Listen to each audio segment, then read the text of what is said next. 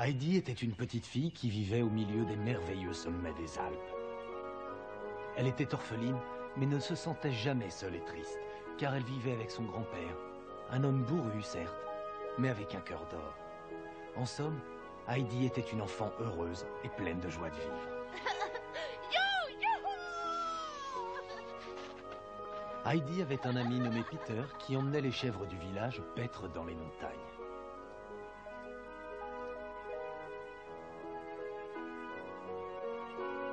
Mais plus que tout, c'était la vue des Alpes qui remplissait de joie le cœur de l'enfant. Elle ne se lassait jamais de les contempler et restait parfois des heures à admirer ces merveilleuses montagnes.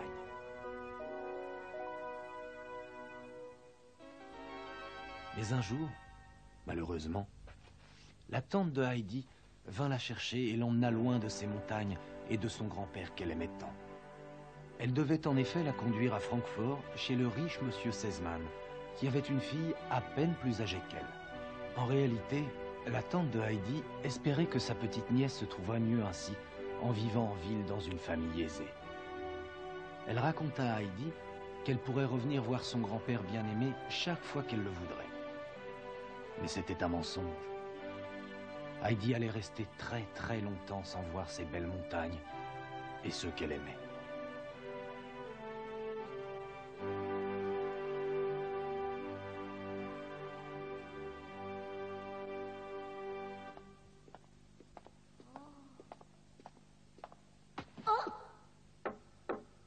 Oui, entrez. Allons, entre.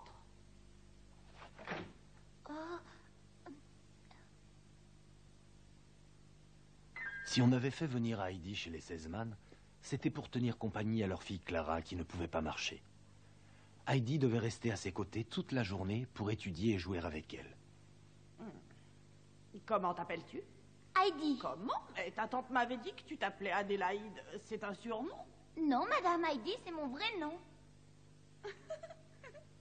Quelle manière! Tu ne dois pas répondre ainsi. De toute façon, tu me parais trop petite pour tenir compagnie à Mademoiselle Clara. Je la trouve très bien, Mademoiselle Rottermeier. Et puis, je sens que nous allons devenir des amis. N'est-ce pas, Heidi?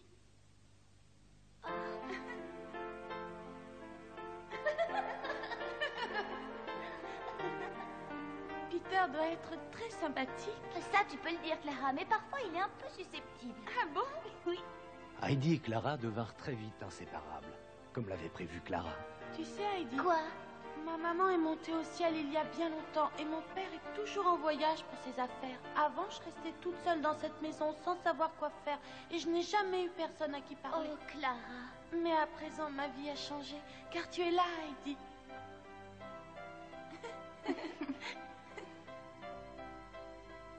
Oh, des petits pains blancs. Je peux en prendre un, monsieur Sébastien? Merci beaucoup.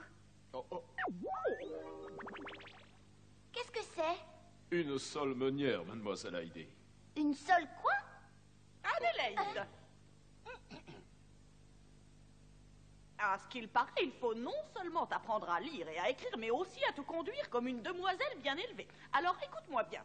D'abord, il ne faut pas parler à Sébastien lorsque nous sommes à table. Tâche de t'en souvenir. Et si tu dois vraiment lui dire quelque chose, dis-lui tu ou Sébastien. Le monsieur n'est pas nécessaire. Tu as bien compris? Oh. Ensuite, tu n'as pas besoin de mettre du pain dans tes poches. Le pain est fait pour être mangé. Remets-le sur la table. Mais je voudrais l'offrir au grand-père de Peter. Et surtout, apprends à ne pas discuter les ordres. Ici, on obéit aux grandes personnes et sans trop se faire prier. Compris, Adélaïde? Oui, mademoiselle.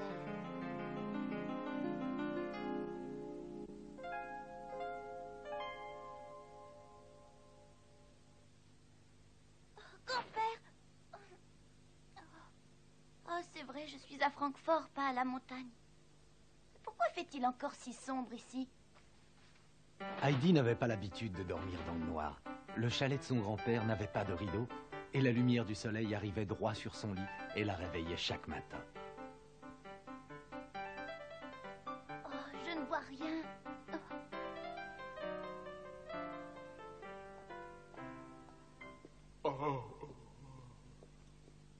Bonjour, tu ou Sébastien, comment vas-tu? Très bien. Vous aussi, j'espère, mademoiselle. Oui, puis-je te demander une faveur, tu ou Sébastien? Je vous demande pardon, mais pourquoi vous obstinez-vous à m'appeler tu ou Sébastien, mademoiselle Heidi? Eh bien, parce que c'est ce que m'a demandé de dire mademoiselle Rottermeier hier à table. Tu n'as pas entendu? Oui,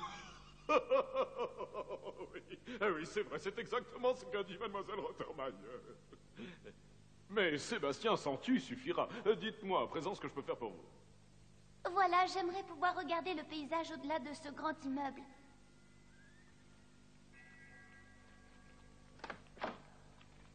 Et voilà, c'est la fenêtre la plus haute de toute la maison.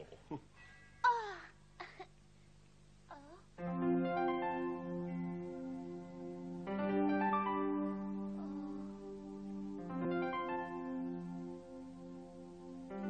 mais ce n'est pas du tout ce que j'espérais. Comment ça? Je croyais voir des sapins, des montagnes, des champs pleins de fleurs multicolores. Pauvre Heidi. Ces montagnes bien-aimées commençaient à lui manquer terriblement. Mais elle ne pouvait pas dire à Clara qu'elle avait envie de s'en aller. Elle avait tellement besoin de sa présence et de sa compagnie. La totale sérénité et le silence régénérateur n'existent qu'au paradis où tout est paix, calme, doré. Mon cœur se remplit de joie à l'idée de l'existence d'un endroit si beau. Ces mots évoquèrent dans la mémoire d'Heidi ces arbres, ces belles montagnes et son grand-père qu'elle aimait tant. Heidi! Heidi! Tâche d'être plus attentive, Heidi. Tu as sans cesse la tête dans les nuages. Si tu ne fais pas d'efforts, tu ne réussiras jamais à apprendre l'alphabet, même en l'étudiant des journées entières. Voyons si tu réussis à te rappeler les 3 premières lettres de l'alphabet. Cette lettre a des cornes. Hein?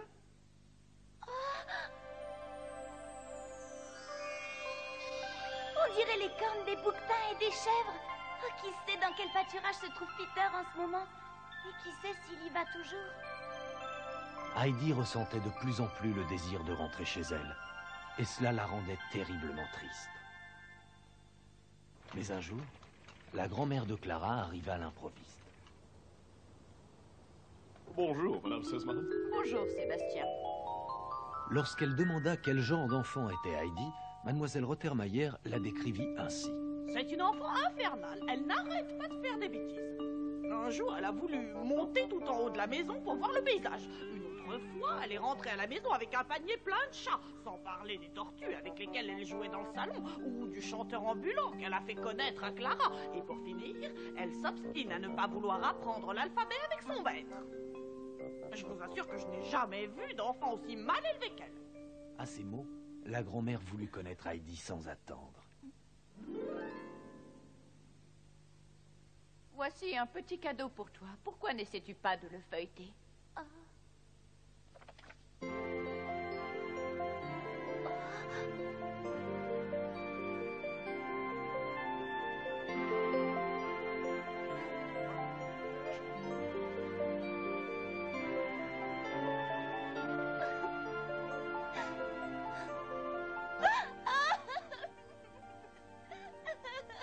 Calme-toi, Heidi, ne pleure pas. Pourquoi as-tu tant de chagrin? Allons, Heidi, tu ne veux pas me le dire. Tu sais, Heidi, dans ce livre, il y a plein d'histoires merveilleuses que tu pourras bientôt lire. Mais d'abord, il faut que tu cesses de pleurer et que tu apprennes ton alphabet pour savoir ce qui est écrit. Avec une infinie douceur, la grand-mère de Clara expliqua à Heidi combien il était merveilleux de pouvoir lire un livre d'histoire comme celui-ci, et à quel point la prière pouvait être un réconfort dans les moments de tristesse, car elle aidait à mieux se sentir et à trouver la force d'affronter n'importe quelle situation. Regarde, Heidi. Tu aimes ce dessin? Qui sait ce que regarde ce berger? Tu n'aimerais pas lire pour connaître son histoire? Aussi, j'aimerais beaucoup. Oh, ce doit être merveilleux de savoir lire. À partir de ce jour, Heidi fit sa prière chaque soir avant de se coucher. Seigneur, aide-moi à apprendre à lire et fais-moi vite revenir dans la maison de mon grand-père. Il me manque tellement. J'ai hâte de le revoir.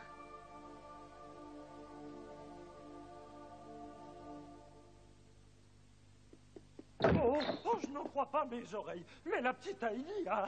Encore cette Adélaïde. Qu'a-t-elle donc fait cette fois-ci? Oh, rien de mal, au contraire. J'ai de bonnes nouvelles. Heidi aurait-elle enfin appris à lire? Hein?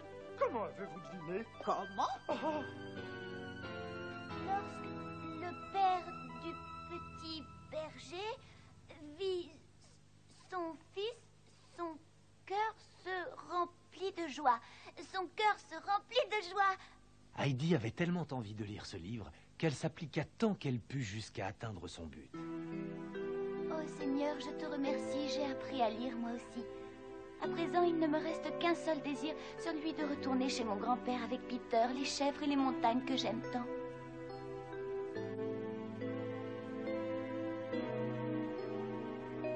Oh, grand-père. Malheureusement, le second désir d'Heidi tardait à se réaliser. J'en ai assez, merci. Tu n'as rien mangé, pourquoi? Je n'ai pas faim ce soir. Je comprends.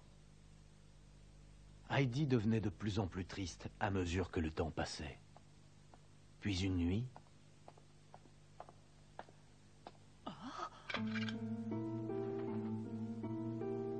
Qui est là? Oh! À l'aide! Un fantôme! Oh!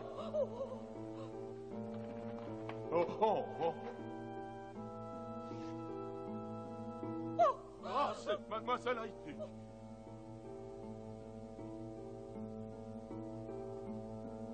La petite Heidi était tellement bouleversée d'être éloignée de sa maison qu'elle en devenait somnambule. Plus personne ne pouvait désormais ignorer la profondeur de son chagrin. Pauvre petite. Elle veut tellement rentrer chez elle.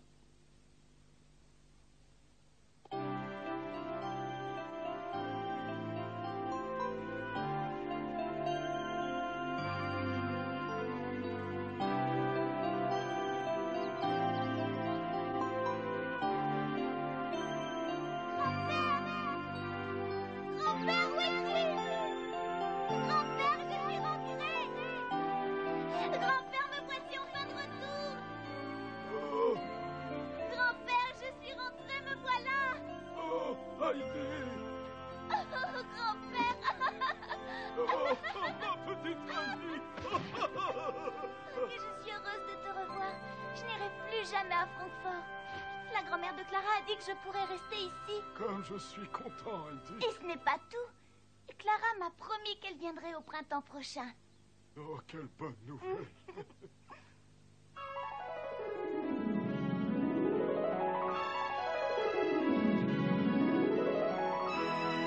La petite Heidi comptait les jours, les mois. Enfin, le printemps tant attendu fit son apparition. C'est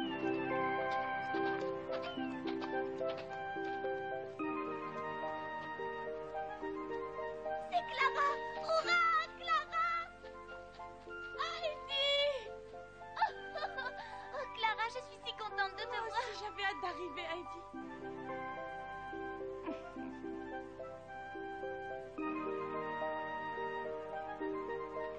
Pour faire plaisir à Heidi, Clara décida de rester un peu chez le grand-père, qui n'avait qu'un désir, tenter de la faire marcher.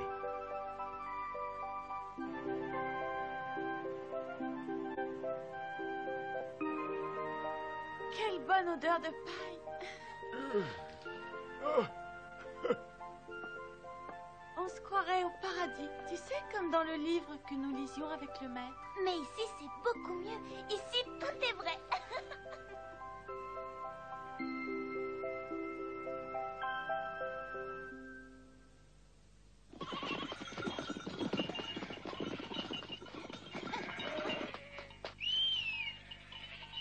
Bonjour, Peter. Heidi, tu viens au champ avec moi? Non, je ne peux pas venir. Clara ne peut pas aller jusque-là, Peter. Alors, à plus tard.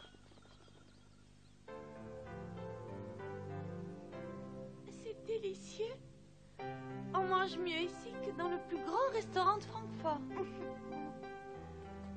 C'est exactement l'alimentation dont tu as besoin. Le lait de chèvre est très nourrissant et tu as besoin de fortifier tes os. Voyons qui finira en premier.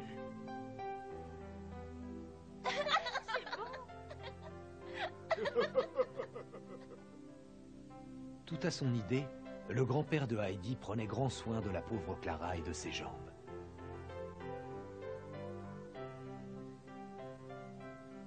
Et jour après jour, la fillette devenait plus forte et plus robuste.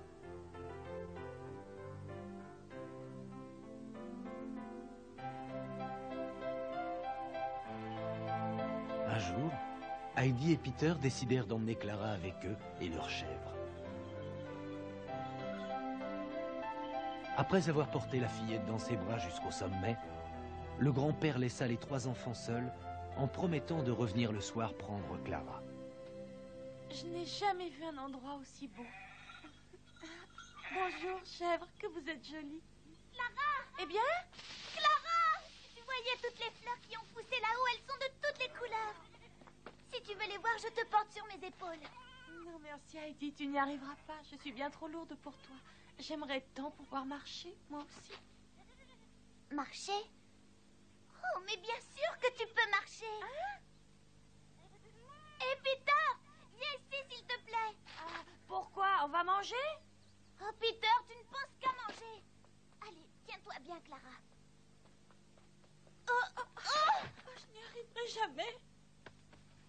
Allons, ne te décourage pas. C'est inutile. Peter, aide-moi. Tiens bien Clara de ce côté. Ouais. Et maintenant, essaie de marcher. Ça me fait mal. Allez, Clara, il faut que tu réussisses. Ah, ça fait beaucoup moins mal. Ah. Continuons. Je ne sens presque plus rien. Regarde, Heidi, je marche. Je n'ai plus mal du tout. Ah, mes jambes bougent. Oui, Clara, tes jambes bougent. Tu marches, Clara. C'est fantastique. Hurrah! C'est un miracle. Maintenant, essaie de marcher toute seule. Hurrah! Hurrah! Vive Clara!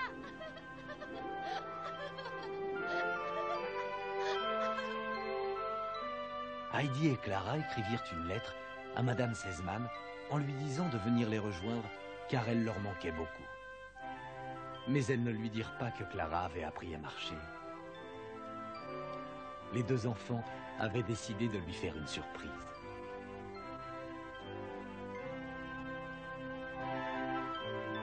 Mais c'est papa. Il est venu lui aussi. Papa! Clara! Oh!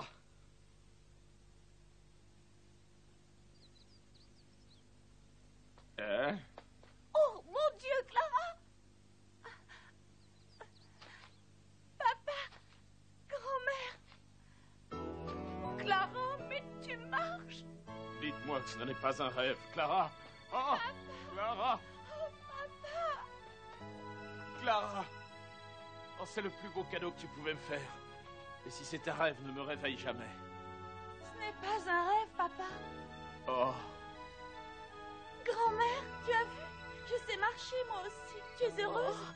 Bien sûr, mon trésor. Je suis si heureuse que je ne sais pas quoi dire. Nous ne pourrons jamais vous remercier assez pour ce que vous avez fait.